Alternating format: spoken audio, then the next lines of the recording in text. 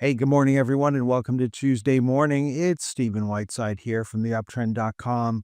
In the pre-market this morning, we've got the stock index futures slightly below fair value. It's pretty quiet out there this morning. We've got crude oil reversing yesterday's gains, and we've got gold up slightly and cryptocurrencies down slightly in the pre-market this morning. Now, we don't have any economic numbers coming out in the pre-market. We do have consumer confidence coming out at 10 a.m. And of course, the big event this week is NVIDIA earnings, which come out after the bell on Wednesday. Looking at some pre-market activity, Bank of Montreal is out with earnings. So far, it's up 73 cents in New York. And so that's probably a good sign that it's going to open higher in Toronto. It was down 90 cents yesterday, so not expecting any major changes on Tuesday. Now, the big winners on Monday were the cannabis stocks, US ETF, Canadian ETF, both moving sharply higher on Monday. Now, for the most part, Monday was an inside day, so a day of indecision. There's the Dow with an inside day, Dow Transports, S&P 500, NASDAQ still on a sell signal here, and there's the TSX having an inside day on Monday. So it's a pause day.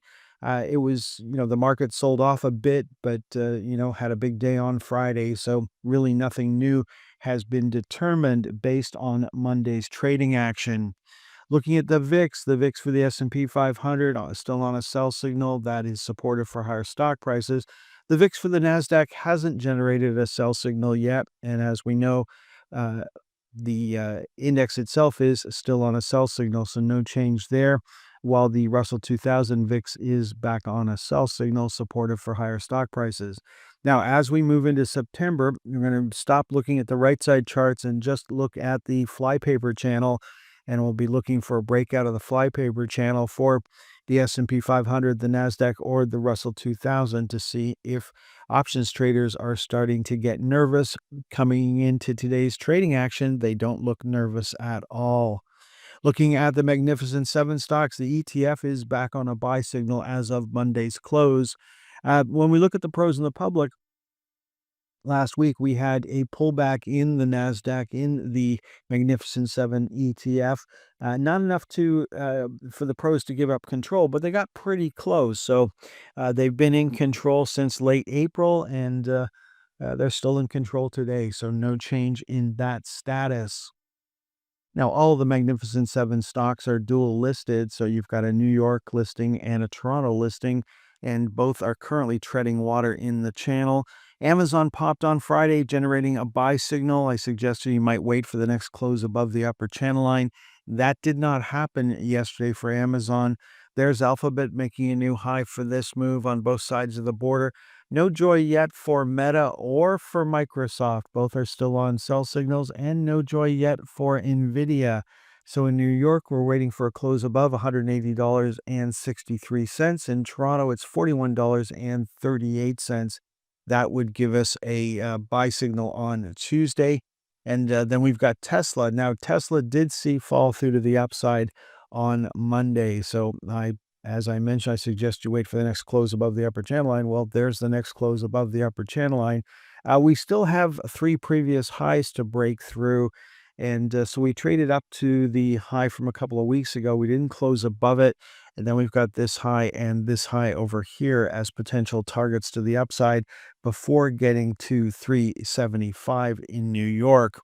Now, looking at Broadcom inside day yesterday, inside day for Shopify in New York and Toronto. So still waiting for a potential buy signal there. In Toronto, we're looking for a close above $198.26 on Tuesday to generate a buy signal for Shopify. Looking at the cryptocurrencies, we had Bitcoin completely reversed. So it had that big up day on Friday, which did not generate a buy signal. And then we had a complete reversal on Monday. We're starting to trade below the 112,500 level, looking for a move down to 106,250 as our next target to the downside. Of course, the bear ETFs are working right now, so no change there. And then Ethereum had a reversal day on Monday as well. Turned out to be an inside day. So on Friday, we took a run at 5,000, couldn't make it. We reversed from The Friday high on Monday had an inside day, did not break down below $4,375, and we'll have to see if that happens. It is trading slightly lower in the pre-market on Tuesday morning. Last up, quick look at commodities. Now, crude oil had a nice update on Monday. It's reversing that to the exact number on Tuesday morning. So, no joy for crude oil, no fall through the upside on Tuesday. Natural gas made a new low yesterday, so no change there. Looking at the metals, we've got gold pulling back just $1 on Monday. So there was a buy signal on Friday, and then we're looking for another close above the 34.14 level. We got that yesterday, so we are still on a buy signal here for the price of gold. No joy for platinum, just treading water right now. And then silver pulled back, had an inside day. No change in trend for silver. So that is the second close above the upper channel line for the price of silver. Now, I don't like this at all, but the price of coffee continues to move higher and no relief for the price of beef, with live cattle pulling back ever so slightly yesterday, but still trading and closing above the upper channel line. Almost done here. You've probably seen this headline over the past few weeks. U.S. bankruptcies are surging past 2020 levels.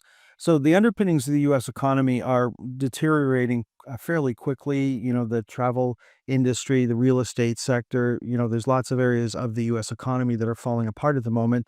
It's not reflected in the stock market because the stock market has a lot more to do with the Fed and share buybacks than it does with what's happening to the average person on the street. Walmart is continuing to move lower this week. And on Friday, with that huge move up in the market, including the Dow, Walmart is a Dow 30 stock. It actually closed lower on Friday, closing below $97, continued to move lower on Monday, breaking down below our support level. We haven't broken away from it just yet, but you'd have to think that 93.75 is our next target to the downside, with a possible stop at the June lows. So if you're looking for a stock that's actually syncing up with what's going on in the economy, it might be Walmart. We'll just have to wait and see. Okay, folks, that is all for Tuesday morning. So far, it looks fairly quiet out there. And just like last week, everybody was waiting for the Fed to speak on Friday. We are waiting for NVIDIA earnings on Wednesday after the bell. Enjoy the rest of your day. Next time you'll hear my voice is on Wednesday morning. Thanks for tuning in until the very end of today's stock market timing educational video. If you found the content valuable, don't forget to express your support by hitting the like button, leave a comment, sharing with your friends, and subscribing to our channel for more insightful updates. Remember, in the world of stocks, timing is crucial, and following the trend can be your greatest ally. If you would like more information on how we can help you better time the stock market, please visit theuptrend.com.